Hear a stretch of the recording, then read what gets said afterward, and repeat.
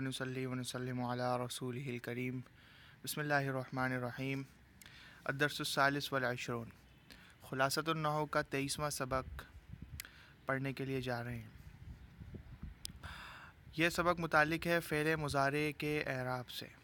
اس سے پچھلے دروس کو اگر ہم دیکھیں تو ہم نے وہاں پر عوامل پڑھے۔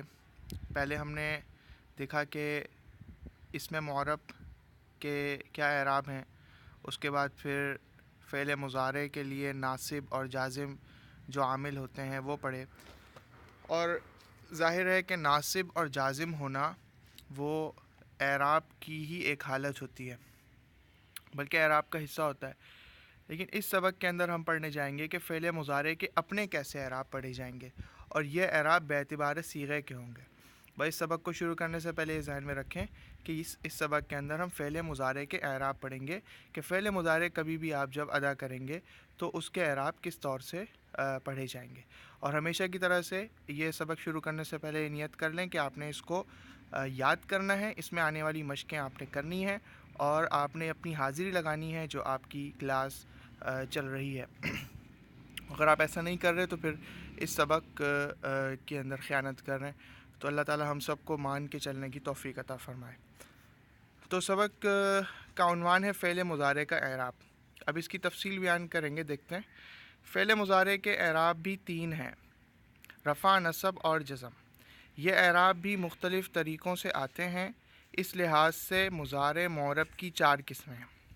یہ تو آپ کو پتہ ہی ہے کہ اعراب 3 ہی ہوتے ہیں، جو کہ رفع، نصب اور جزم کی صورت میں پیش کیے جاتے ہیں، لیکن صیغوں کے بدلنے سے یہ اعراب مختلف طور سے ہو جاتے ہیں۔ کبھی اعراب لفظی ہوتے ہیں اور کبھی اعراب بالحرکت ہوتے ہیں۔ تو یہی یہ بتائیں گے۔ 4 قسمیں بیان کر رہے ہیں۔ پہلی قسم ہے صحیح۔ یہ صحیح کیا ہے؟ اس کی تعریف آگے لکھی ہوئی ہے، دیکھیں۔ وہ مضارع جس کے آخر میں حرف علت اور نون اعرابی نہ ہو، وہ صیغہ فعل مضارع کا جس کے آخر میں حرف علت نہ ہو۔ حرف علت آپ کو پتہ ہونا چاہیے کیا ہے، اور نون اعرابی بھی پتہ ہونا چاہیے، اور نہیں پتہ تو آپ متعلقہ سبق ضرور پڑھیں۔ اور یہ دونوں یعنی نون اعرابی اور حرف علت آخر میں نہ ہو تو وہ صیغہ جو ہے وہ صحیح کہلاتا ہے۔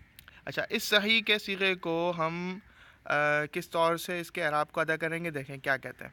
کہتے ہیں اس کی حالت رفعی ضمہ سے، حالت نصبی فتحہ سے، اور حالت جزمی سکون سے آتی ہے۔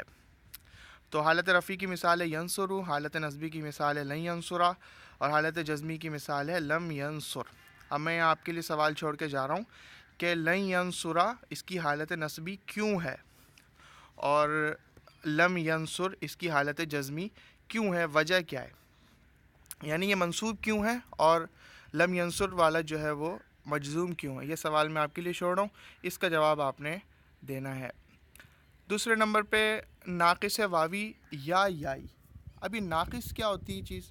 ناقص کی تعریف سامنے لکھی ہوئی ہے، یاد کر لیں۔ وہ مضارع جس کے آخر میں واو یا ہو اور نون اعرابی نہ ہو۔ تو سمجھ میں آ گئی کہ وہ صیغہ جس کے آخر میں، اور مضارع کا ہونا چاہیے، جس کا آخری حرف جو ہے وہ واو ہو یا ہو۔ اگر واو ہوگا تو وہ ناقص واوی ہے، اور اگر یا ہوگا تو وہ ناقص یائی ہے، اور نون اعرابی نہ ہونا ہو اس صیغے کے اندر، تو اس کی جو ترکیب ہوگی، اس کے جو اعراب ہوں گے وہ کس طرح سے پڑھے جائیں گے وہ دیکھتے ہیں۔ اس کی حالت رفعی ضمہ تقدیری سے، حالت نصبی فتحہ لفظی سے، حالت جزمی حذف آخر سے آتی ہے۔ اعراب کی ہم حالتیں پڑھ چکے ہیں۔ اعراب لفظی ہوتا ہے، اعراب تقدیری ہوتا ہے۔ اچھا، اعراب تقدیری کیا ہوتا ہے؟ اگر ہم یہاں پہ دوبارہ سے اس پہ بات کریں گے تو یہاں پہ ٹائم لگے گا۔ پچھلے سبق کے اندر، پچھلے 2 سبقوں کے اندر اس سے متعلق بات ہو چکی ہے، آپ نے اگر یاد کیا ہے تو آپ کو سمجھ آ گیا ہوگا۔ چونکہ یہ سبق تمام ان طلبہ کے لیے ہیں جو مسلسل ہمارے سلسلے کے ساتھ جڑے ہوئے ہیں۔ تو اس کی حالت رفعی دیکھتے ہیں، یدعو یرمی۔ اب یدعو کی صیغے کو اگر غور کرتے ہیں تو اس کے آخر میں واو ہے، ٹھیک ہے، تو یہ ناقص واوی ہے۔ یرمی کے آخر میں آپ دیکھیں تو یا ہے، تو وہ بھی ناقص یائی ہے۔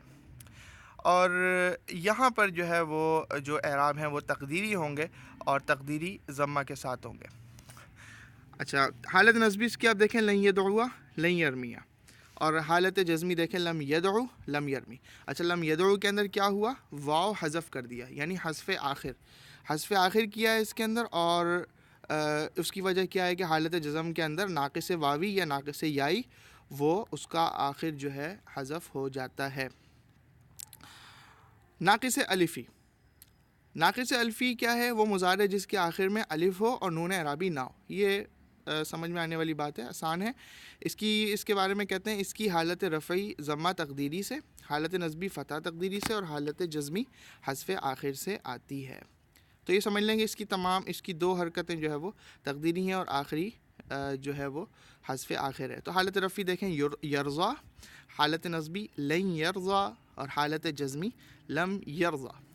تو اب فرق اگر آپ کو سمجھ میں آ گیا ہے تو اچھی بات ہے، نہیں تو آپ اس کو سمجھے. دیکھیں یرضا کے اندر یہ مرفوع ہے لیکن تقدیری طور سے یہ مرفوع ہے. حالت نصبی بھی اس کی منصوب ہے تقدیری طور سے، اور یعنی کہ اس کا جو فتح ہے وہ ہمیں نظر نہیں آ رہا، وہ ہمارے لیے چھپا ہوا ہے. اور لم یرضا کے اندر حالت جزمی اس کے آپ غور کریں تو اس کے اندر حذف آخر ہوا ہے اور آخری حرکت کو حذف کر دیا گیا ہے. چوتھے نمبر پہ مضارع بنون اعرابی. نون اعرابی پڑھ چکے ہیں ہم. کہتے ہیں کہ مضارع جس کے آخر میں نون اعرابی ہو اسے ہم مضارع بنون اعرابی کہتے ہیں، یعنی وہ صیغہ جس کے آخر میں نون اعرابی ہو. دیکھیں اس کے بارے میں کہتے ہیں اس کی حالت رفعی ثبوت نون سے اور حالت نصبی و جزمی حذف نون سے آتی ہے. اچھا ثبوت نون کا مطلب کیا ہوگا؟ کہ نون موجود رہے، یعنی نون اعرابی موجود رہے. اور حذف نون کا مطلب یہ کہ نون کو حذف کر دیا جائے. دیکھیں حالت رفعی کو میں غور کریں تو ینصرانی ینصرونا، ینصرانی تثنیہ کا صیغہ اور ینصرونا جمع کا صیغہ، دونوں کے اندر حالت رفعی کے اندر نون ثابت ہے، نون اپنی جگہ پر قائم ہے. حالت نصبی دیکھیں لن ینصرا لن ینصرو، دیکھیں یہاں پہ نون اعرابی گر گیا حالت نصبی کے اندر. یہی کی چیز جو ہے وہ حالت جزمی کے اندر ہوگی لم ینصرا اور لم ینصرو. تو یہ ایک آسان سا سبق ہے لیکن بہت اہمیت کا حامل ہے، اس کو یاد کریں. ان تمام مضارع کے 4 تقریباً انہوں نے تقسیم کیے ہیں اعراب، اور اس کے بعد اس کی تمرین حل کریں. تمرین نمبر اول، تمرین نمبر ثانی، اور پھر تمرین نمبر ثالث جو کہ سب سے زیادہ اہم ہوتی ہے ہمیشہ ہمارے سبق کے اندر. تو اس کے اندر آپ نے مذکورہ افعال کا اعراب بتائیں، نیز ان پر ناصب اور جازم لا کر ان کو عمل دیں. تو یہاں دیکھیں یہ مجرد یہ لکھے ہوئے ہیں صیغے، اور ان کے ساتھ آپ نے حروف ناصبہ اور حروف جازمہ لگا کر ان کی حالت اعرابی بتانی ہے. اور با کے اندر درج ذیل جملوں میں غلطی کی نشاندہی کیجیے. یہ کچھ صیغے ہیں اور ان کے اندر کوئی غلطی ہے جیسا کہ اعرابی غلطی ہوگی یقیناً، وہ آپ نے جو ہے وہ لازمی بتانی ہے. اور یہ اس سبق کے سننے والے تمام طلبہ کے لیے ضروری ہے کہ اس تمرین کو ضرور حل کریں. اگر آپ اس تمرین کو حل نہیں کر رہے تو آپ نے اس سبق کی جو شرائط ہیں ان کو پورا نہیں کیا اور آپ نے دیانت داری کا مظاہرہ نہیں کیا. اللہ تعالی ہم سب کو توفیق عطا فرمائے.